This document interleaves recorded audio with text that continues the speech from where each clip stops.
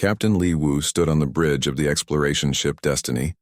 and watched the stars through the wide window, his coffee cup warm in his hands as he thought about the mission ahead. But everything changed when the space around them suddenly filled with massive alien ships that appeared from nowhere like ghosts becoming real. And the ships were bigger than anything humans had ever built, with dark metal hulls that seemed to eat light itself. The communication system crackled to life, and a voice spoke in perfect Korean, which made Li Wu drop his coffee cup to the metal floor where it shattered into pieces, as the alien voice said they were representatives of the great Thalorian Empire, and all lesser species must submit to the new galactic law called the Stasis Protocol. And Li Wu felt his heart beating fast as he looked at his crew, who all stared at the speakers with wide eyes and open mouths. Dr. Park Hai was in her laboratory 3 decks below when the announcement came through the ship speakers, and she was working on her latest quantum mechanics project that could change how humans traveled through space. But now she stopped her work and listened to the alien voice that explained how no species could advance their technology beyond their current level anymore, because the great Emperor Vexitar had decided this would bring peace to the galaxy. Forever, Commander Kim Tae was in the weapon control room checking the ship's defenses when he heard the message, and he immediately started running calculations in his head about how many alien ships surrounded them, and realized that humanity had no chance in a direct fight, because the alien vessels outnumbered every human ship in space by thousands. 2-1, and their technology seemed far beyond anything Earth had created. On Earth in the capital city, Ambassador Choi Min received the same message in her office at the Global Defense Council, and she quickly called an emergency meeting with all world leaders because this was bigger than any crisis humanity had ever faced. And within hours, representatives from every nation gathered in the Great Hall to discuss what this meant for the future of the human race. The Thalorian ships moved into position around Earth's solar system like silent guardians, and everyone could see them in the night sky as bright points of light that did not belong among the familiar stars, and children pointed at them from their bedroom windows while parents tried to explain something they did not understand themselves because no one had expected aliens to arrive and demand complete technological surrender. Emperor Vexitar sat on his crystal throne in the command ship high above Earth and looked down at the blue planet through his viewing screen, while his advisors told him about the humans and their primitive but advancing civilization, and the Emperor decided that these creatures showed too much promise and might become dangerous if allowed to continue developing their science and technology. The alien enforcement drones were small silver machines no bigger than human cars, but they carried sensors that could detect any technological advancement from millions of miles away, and they spread throughout the solar system like metal insects, watching every human facility and recording every experiment and measuring every innovation to make sure the stasis protocol was followed completely. Li Wu returned to Earth aboard the Destiny and reported to the Global Defense Council, where he met Ambassador Choi Min for the first time. And she was a small woman with sharp eyes who asked him many questions about what he had seen in space and whether the aliens seemed willing to negotiate, or if they would destroy humanity if their demands were not met. Dr. Park Hai presented her quantum research to the Emergency Science Committee and explained how her work could lead to breakthrough technologies that might help humanity defend itself. But the committee members shook their heads and said the alien drones would detect any attempt to continue her experiments, and the punishment for breaking the stasis protocol was complete annihilation of the human species. Commander Kim Tae studied the alien ships from Earth's defense satellites and realized that their design was ancient and unchanged for what looked like thousands of years, which seemed strange for such an advanced civilization. And he wondered if the Thalorians had stopped innovating themselves long ago, but he kept these thoughts private because they seemed too dangerous to share. The world leaders met in secret sessions for 3 days and nights while millions of humans watched news reports and waited to learn their fate, and some people demanded that humanity fight back regardless of the odds, while others insisted that survival was more important than pride, and the debates grew heated as fear and anger mixed together in equal parts. Ambassador Choi Min flew to New York, where the alien ship hovering over the city had opened communication channels, and she entered the small transport vessel that carried her up to meet the Thalorian representatives face to face, and she was the first human to walk inside an alien ship and breathe their recycled air. The Thalorian commander was a tall being with gray skin and 4 arms who spoke to Choi Min through a translation device and explained that the stasis protocol had brought peace to 847 star systems and would do the same for Earth if humans were wise enough to accept their place in the galactic order as a level 3 emerging species. Choi Min asked what would happen to human exploration and scientific research, and the alien commander said that all current technology could be maintained, but no improvements or innovations would be allowed, and humans could travel within their solar system but not beyond, and any attempt to violate these rules would result in immediate military action against Earth.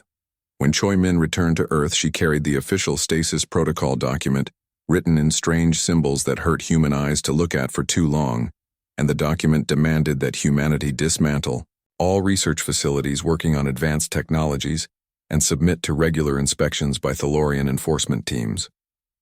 The Global Defense Council voted to accept the stasis protocol because the alternative was the complete destruction of human civilization. And Li Wu watched the announcement on television in his small apartment and felt something die inside his chest as the President of Earth formally surrendered humanity's future to alien control. Dr. Park Hai locked away her quantum research in a hidden vault beneath her laboratory and erased all computer records of her work. But she memorized every equation and every breakthrough because she believed that someday humanity would need this knowledge again, and she would be ready to provide it. Kim Tae resigned from his position as commander and told his friends he was going to become a farmer. But in reality, he began meeting secretly with other military officers who shared his belief that humanity should never stop fighting for freedom even when the fight seemed impossible to win. In the weeks that followed, life on Earth changed as research universities closed their advanced programs and space exploration missions were canceled, and the bright future that humanity had imagined for itself disappeared like smoke in the wind. But in the darkness of defeat, some humans began to plan for a different kind of future, where the stasis protocol would not be the end of human advancement, but only a temporary setback before something greater began. 6 months after the stasis protocol came into effect, engineer Yoon Ji was working in a hidden facility, built inside an asteroid floating in the dark space between Mars and Jupiter, where Thalorian sensors could not detect human activity because the asteroid's natural metals blocked most scanning attempts, and Yoon Ji had been developing new stealth technology that could make human ships invisible to alien detection systems. The secret facility was one of dozens that had been constructed throughout the solar system using old mining equipment and salvaged materials that officially did not exist anymore, and each facility specialized in different types of research that the stasis protocol had forbidden, and the scientists and engineers who worked there had supposedly died in accidents or disappeared mysteriously. According to Earth's public records, Dr. Park Hai had joined the asteroid facility 3 months earlier and brought her quantum mechanics research with her in a small data crystal hidden inside a fake tooth that hurt every time she bit down. But the pain reminded her that humanity's future depended on continuing the work that aliens wanted to stop forever. Scientist Han Sol was working on revolutionary energy systems in another part of the facility, and his experiments with controlled fusion reactions were producing power levels that exceeded anything humanity had achieved before the stasis protocol, and he believed his work could eventually provide enough energy to power ships capable of traveling between star systems without using the slow chemical rockets that currently limited human space travel. Pilot Nam Du tested the experimental ships that Yoon Ji and her team built using materials and designs that did not appear on any official records, and these test flights took place in the outer regions of the solar system, where asteroid fields and radiation storms provided natural cover from Thalorian surveillance, and Nam Du had quickly become the best pilot of the new stealth vessel's intelligence officer. Shin Na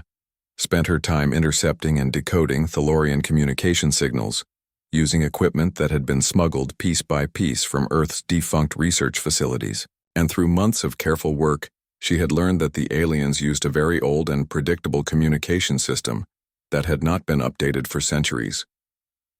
The hidden facility operated under strict security protocols that required everyone to maintain their official lives on Earth while secretly contributing to the resistance effort, and Li Wu had officially retired from space exploration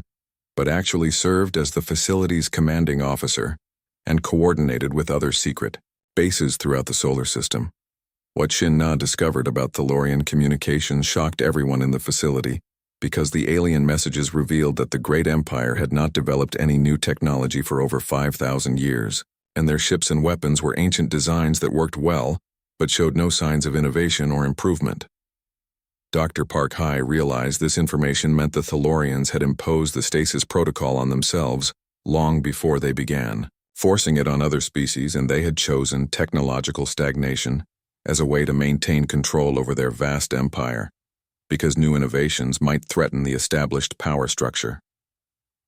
The quantum manipulation experiments that Park Hai conducted in the deepest section of the asteroid facility produced results that exceeded her wildest expectations, because the quantum field generators could bend space and time in ways that made objects effectively exist in multiple locations simultaneously, which was the foundation for perfect stealth technology. Han Sol's fusion reactors reached critical breakthrough when he discovered how to contain plasma reactions using magnetic fields that were precisely calibrated to quantum frequencies that Park Hai had identified, and the combination of their research created power sources that could operate continuously for decades without refueling. Engineer Yoon Ji used these advances to design ships that existed partially outside normal space, which meant they could not be detected by any sensors that the Thalorians possessed, because their scanning technology was designed to find objects that existed completely in normal dimensions. The first successful test of a human ghost ship took place during a solar storm that provided additional cover from alien sensors, and Nam-Do piloted the experimental vessel through a complex course that took it within 50 kilometers of a Thalorian monitoring station without triggering any alarms or detection systems. Li Wu watched the test flight data with tears in his eyes because, for the first time since the stasis protocol had been imposed, humanity had created something that the aliens could not control or even see, and this small victory felt like the beginning of hope after months of despair and hidden anger. Intelligence Officer Shin-Na intercepted Thalorian reports about unusual energy readings in the outer solar system, but the alien investigators concluded that the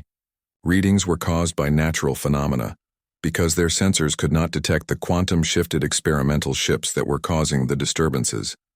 The success of the ghost ship test led to immediate expansion of the secret program, and, within weeks, similar facilities were being constructed in asteroid belts around other planets, and hidden bases were established on the dark side of moons, where Thalorian surveillance was weakest. Dr. Park Hai made contact with other secret research groups on Earth and discovered that scientists around the world had been conducting similar hidden experiments,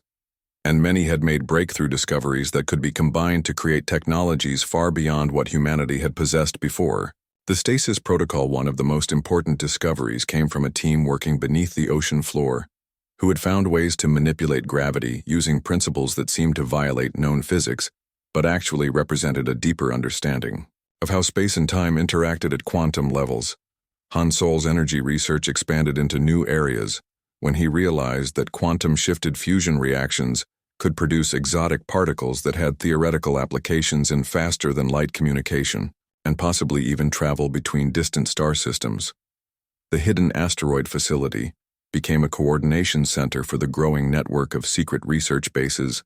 and Li Wu found himself commanding a shadow organization that officially did not exist but was actually humanity's most important military and scientific effort. Shin-Na's intelligence work revealed that the Thalorian Empire controlled hundreds of other species throughout the galaxy, and many of these civilizations had been forced to accept the Stasis Protocol decades or centuries earlier, but some appeared to be conducting their own secret research programs. This information led to the most dangerous mission yet attempted, when Nam-Do volunteered to pilot an experimental ghost ship beyond the solar system to make contact with other suppressed civilizations and determine whether humanity could find allies in its struggle against Thalorian control. The preparation for this mission required combining all of the breakthrough technologies that the secret facilities had developed, including quantum stealth systems, advanced fusion power, and gravity manipulation for faster-than-light travel, and the ship that resulted was unlike anything that had existed before in human history. Park Hai installed quantum field generators that could shift the ship between dimensions, while Hansol provided fusion reactors that could power the vessel for years, and Yoonji designed hull materials that were virtually undetectable. Even when the ship existed in normal space, Lee Wu knew that sending the mission beyond the solar system was an enormous risk, because if the Thalorians discovered what humanity was doing, the punishment would be immediate annihilation. But the potential rewards of finding alien allies made the risk worth taking. As Nam-Do prepared for launch from the hidden asteroid facility, he carried encrypted messages for any alien civilizations that might be willing to join humanity in resisting Thalorian oppression, and these messages contained detailed information about human technological breakthroughs that could benefit any species seeking freedom. The ghost ship slipped away from the asteroid facility during another solar storm and disappeared into the darkness between star systems, carrying humanity's hopes for the future and the promise that the stasis protocol would not be the end of human advancement, but rather the beginning of something far greater than anyone had imagined possible. Nam-Do's ghost ship traveled for 3 weeks through the empty darkness between star systems before detecting the first signs of alien civilization in the Kepler system, where his instruments picked up energy signatures that seemed to be hidden beneath layers of false readings designed to fool Thalorian sensors. The signals led him to a water world, covered in vast oceans, where the Zephyrian species lived in floating cities that moved constantly beneath the surface to avoid detection, and when Nam-Do transmitted humanity's coded message of resistance, the response came immediately in the form of an invitation to dock with one of their hidden facilities. Admiral Kang Ri had been promoted to lead the secret human fleet that now consisted of 12 ghost ships built in hidden facilities throughout the solar system, and she received Nam-Do's first report through a quantum communication system that Dr. Park Hai had designed to be completely undetectable by Thalorian monitoring equipment. The BIME Zephyrians were aquatic beings with translucent skin and multiple hearts that allowed them to survive in the crushing depths of their ocean world, and they had been developing biotechnology in secret for over 200 years, since the Thalorians had imposed the stasis protocol on their species. Diplomat Lim Yu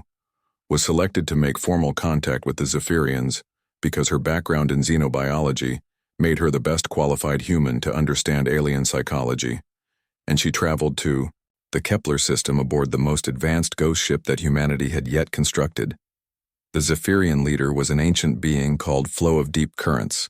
who had lived through the original Thalorian conquest of his world, and he told Lim Yu that his people had never stopped believing that someday they would find allies willing to fight for freedom,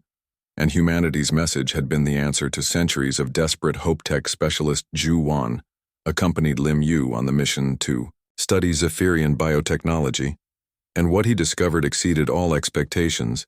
because the aquatic aliens had learned to grow ships from living coral that could repair themselves and adapt to different environments while remaining completely undetectable to artificial sensors. The Zephyrians shared their biotechnology secrets with humanity in exchange for quantum manipulation techniques and fusion power systems, and this trade created the foundation for technologies that neither species could have developed alone. Flow of Deep Currents revealed that other species throughout the galaxy had been secretly developing advanced technologies in violation of the stasis protocol, and he provided coordinates for worlds where the crystalline Nexari and the gaseous Vorthak had established hidden research facilities. Captain Song Mi was chosen to command the first joint alien-human mission when she volunteered to pilot a hybrid ship that combined human stealth technology with Zephyrian biotechnology, and her crew consisted of both humans and aquatic aliens working together for the first time. The journey to the Nexari homeworld took 2 months, because the crystalline beings lived in a system on the far edge of Thalorian space, where ancient gas clouds provided natural concealment from Imperial sensors, and the hybrid ship had to navigate carefully through radiation storms that could disable conventional vessels. The Nexari civilization existed as a collective consciousness, spread through vast crystal formations that covered the surface of 3 barren worlds,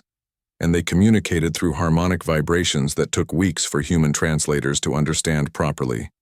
What the Nexari had accomplished during centuries of secret research was the development of computational systems that could process information faster than any technology the Thalorians possessed, and their crystal networks could coordinate activities across multiple star systems in real time. The Gaseous Vorthak proved even more difficult to locate because they existed as energy beings living in the upper atmosphere of gas. Giant planets and their civilization had no fixed location, but moved constantly through space in living energy clouds. Song. Mi's hybrid ship finally made contact with the Vorthak near a dying star, where the energy beings had gathered to feed on solar radiation, and their leader was a swirling mass of intelligent plasma, who called itself Storm That Thinks. The Vorthak had spent 500 years developing energy manipulation techniques that allowed them to control gravity, electromagnetic fields, and even the fundamental forces that held atoms together, and they could create or destroy matter at will using pure mental energy. Ju-1 worked with representatives from all three alien species to adapt their technologies for human use. And the results were beyond anything that had been imagined because each species had developed solutions to problems that the others had not even considered. The combined alien-human technology created unprecedented capabilities, including ships that could grow and repair themselves while remaining completely invisible to sensors and computational systems that could predict Thalorian fleet movements days in advance. Dr. Park High established quantum communication links between all four species and created a network that allowed instant coordination across hundreds of star systems without any possibility of Thalorian interception. The Alliance began developing a comprehensive plan to simultaneously strike multiple Thalorian strongholds throughout the galaxy, and each species would contribute their unique capabilities to attacks designed to cripple the Empire's ability to respond effectively. Lim Yu negotiated the formal alliance agreements that established mutual defense pacts and technology-sharing protocols, while ensuring that each species maintained its independence and cultural identity. Admiral Kangri coordinated military planning with alien commanders who had been preparing for rebellion for centuries, and together they identified the key Thalorian installations that would need to be captured or destroyed to break Imperial control over their regions of space. The Zephyrians would use their biotechnology to create self-repairing weapons that could adapt to Thalorian defenses, while the Nexari provided computational support that could overwhelm alien communication systems. The Vorthak agreed to use their energy manipulation abilities to disable Thalorian power systems and create massive electromagnetic disturbances that would blind Imperial sensors across entire star systems. Han Sol worked with alien energy specialists to develop fusion weapons that could destroy Thalorian command ships in single devastating attacks, while Park High created quantum shields that could protect Alliance vessels from Imperial weapons. The planning phase took 6 months, during which the Alliance grew to include dozens of previously unknown species who had been conducting secret resistance activities throughout Thalorian space. Intelligence Officer Shin Na discovered that the Thalorian Empire was far more vulnerable than anyone had realized because the alien bureaucracy had become so rigid and predictable that their responses to threats could be calculated with mathematical precision.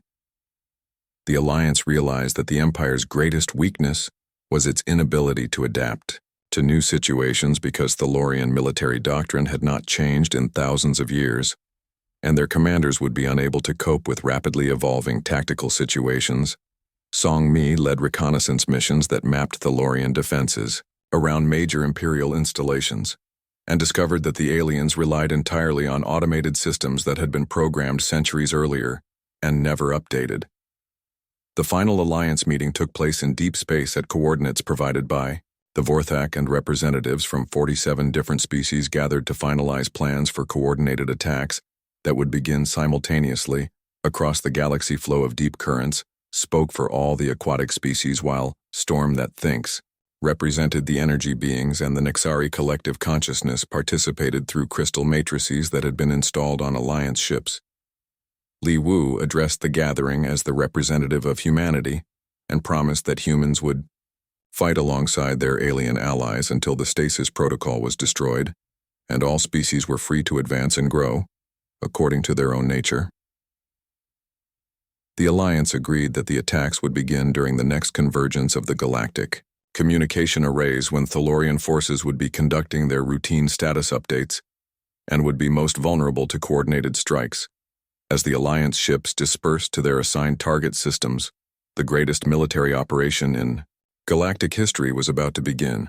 and the Thalorian Empire faced enemies it had never imagined, and technologies it could not understand or counter. The first coordinated strikes began exactly at the moment when Thalorian communication arrays aligned for their monthly status update, and General O'Bin watched from the command ship of the human assault fleet as dozens of Imperial installations across 53 star systems came under simultaneous attack. Fleet Commander Bei Su led the main human battle group against the Thalorian fortress at Rigel 7, where the Imperial garrison had not faced a serious threat for over 3,000 years, and their ancient defense systems were no match for human ghost ships that appeared and disappeared like deadly phantoms. The Zephyrian bioships emerged from the oceans of water worlds throughout Thalorian space, and their living coral hulls absorbed enemy weapons fire while growing new weapons systems in real time to counter whatever defenses the aliens deployed against them. Saboteur Quandal infiltrated the Thalorian command center on Vega Prime using quantum phase technology that allowed him to walk through solid walls, and he planted fusion charges throughout the facility before the Imperial guards even realized they had been breached. The crystalline Nexari coordinated all Alliance operations through their quantum computation networks, and their calculations allowed Allied forces to predict Thalorian responses and counter them before Imperial commanders could even issue orders.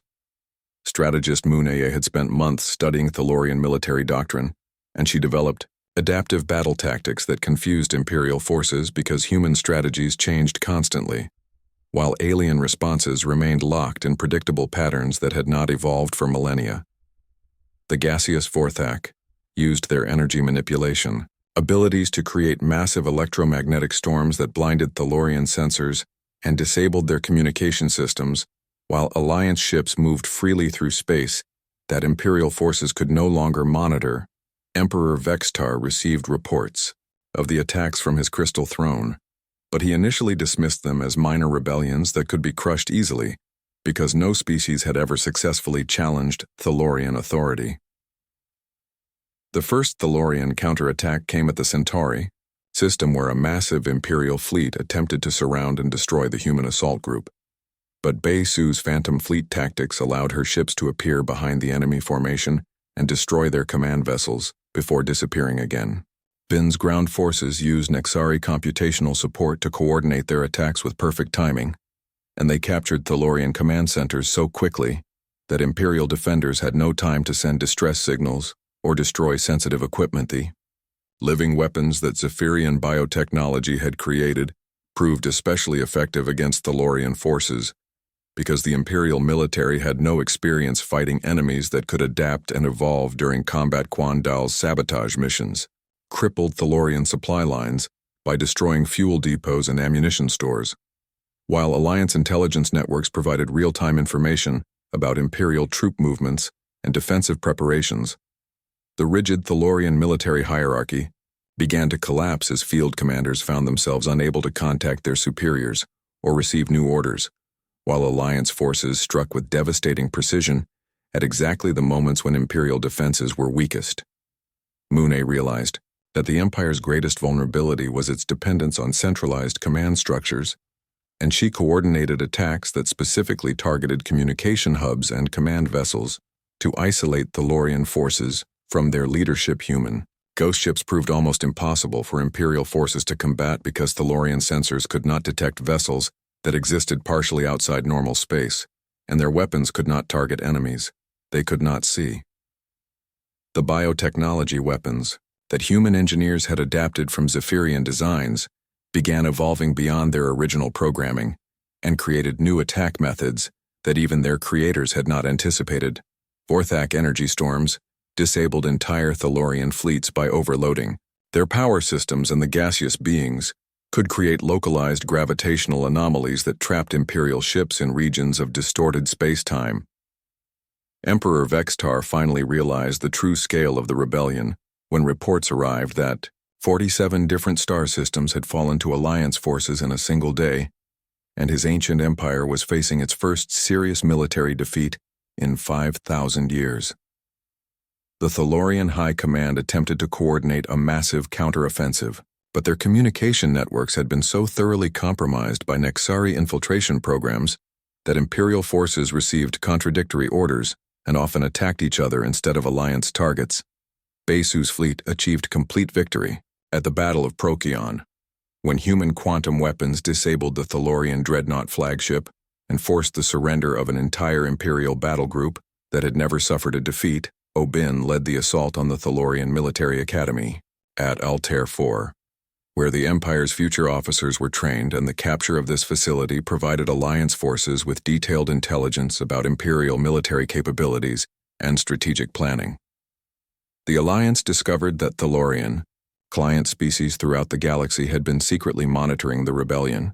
and many were preparing to defect from Imperial control once they were certain that the Empire could be defeated. Quandal's infiltration of the Thalorian intelligence headquarters revealed that the Empire had been aware of some secret resistance activities,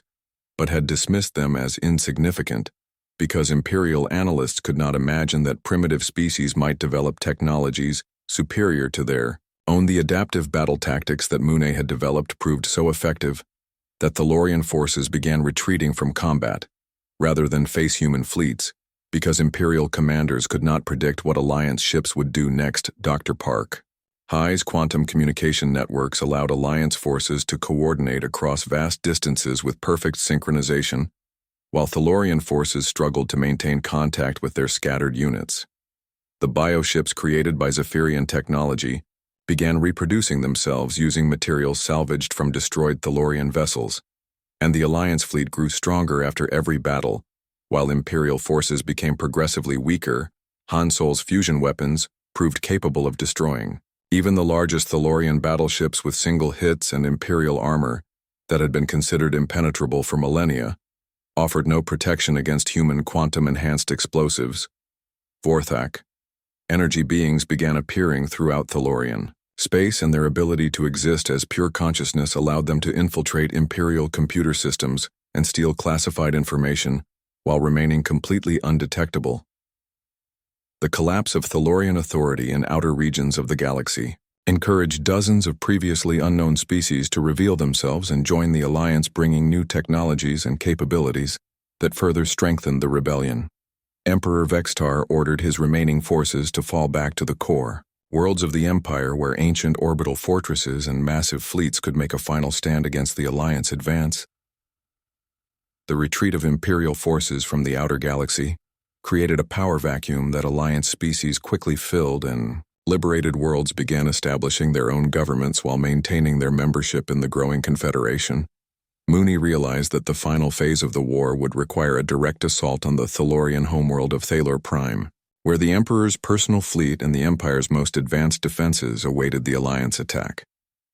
The success of the coordinated strikes had exceeded all expectations, and what had begun as a desperate rebellion by oppressed species had become an unstoppable revolution that would reshape the entire galaxy. The final assault on Thalor Prime began when President Seo Jun addressed the United Alliance fleets from his command ship and declared that this battle would determine whether the galaxy would continue under Imperial oppression or enter a new age of freedom and cooperation. Admiral Park High had been promoted to lead humanity's advanced space forces after her quantum technologies proved decisive in earlier battles, and she now commanded the largest fleet of ghost ships ever assembled as they prepared to face the Emperor's personal guard at the heart of the Thalorian Empire. The approach to Thalor Prime required the Alliance fleet to pass through 3 rings of ancient orbital fortresses that had protected the Imperial homeworld for over 10,000 years, and each fortress mounted weapons powerful enough to destroy entire fleets. Ambassador Yu-Ra coordinated with representatives from 49 allied species to ensure that each civilization contributed its unique capabilities to the assault while maintaining unity of command under human leadership. The Thalorian homeworld was a massive planet covered in crystal cities that reached toward the sky like frozen lightning, and at the center of the largest city stood the Imperial Palace, where Emperor Vextar waited with his most elite forces. Director Kimbo had established a temporary base on a captured Thalorian supply station, where Alliance scientists worked frantically to analyze the defensive systems protecting Thalor Prime and develop countermeasures for weapons that had never been defeated. The first ring of fortresses fell to Vorthak energy storms that overloaded their power cores, while Zephyrian bioships absorbed the fortress weapons and converted the energy into new attack systems that turned Imperial defenses against themselves. Human ghost ships phased through the solid walls of the second-ring fortresses and planted fusion charges that detonated simultaneously, causing a chain reaction that destroyed 12 massive installations in a single brilliant explosion. The Nexari collective consciousness infiltrated the fortress computer systems and turned the Third Ring's weapons against each other while providing real-time targeting data to Alliance ships that picked off the remaining defenses with surgical precision. Emperor Vextar watched the destruction of his outer defenses from the highest tower of his palace, and for the first time in his long life, he felt something that no Thalorian ruler had experienced for millennia, which was genuine fear. The Alliance fleet descended toward Thaler Prime like a swarm of avenging angels, while the Emperor's personal guard attempted to form defensive formations, but their ancient tactics proved useless against opponents who could appear and disappear at will. High's flagship materialized directly above the Imperial Palace, and her quantum weapons began systematically destroying the defensive shields that had protected Thalorian rulers for countless generations. The Battle of Thaler Prime lasted only 6 hours, because the Empire's most advanced defenses could not cope with technologies that violated everything the Thalorians thought they knew about physics and warfare. Seo Jun accepted Emperor Vexitar's surrender aboard the human flagship, and the ancient ruler knelt before representatives of species he had considered inferior primitives who had somehow surpassed his empire's greatest achievements. The formal surrender ceremony took place in the Imperial throne room, where Vextar signed documents that dissolved the stasis protocol and granted independence to all species that had been forced under Thalorian control. Yu-Ra helped establish the new Galactic Confederation based on principles of voluntary cooperation and technological advancement, rather than imperial domination and forced stagnation. The former Thalorian territories were divided among their original inhabitants, or became independent worlds that chose their own governments while maintaining membership in the growing Confederation. Kimbo oversaw the establishment of the Galactic Innovation Council, where representatives from all member species shared technological breakthroughs and coordinated research projects that benefited everyone. The Stasis Protocol was officially replaced by the Advancement Accords, which guaranteed every sentient species the right to develop their technology and expand their knowledge without interference from others. Human exploration ships that had been forbidden from leaving the solar system for over 2 years finally resumed their missions and began mapping previously forbidden regions of space. Dr. Park High's quantum manipulation technology became the foundation for new forms of faster-than-light travel that allowed the Confederation to explore distant galaxies beyond the reach of conventional vessels.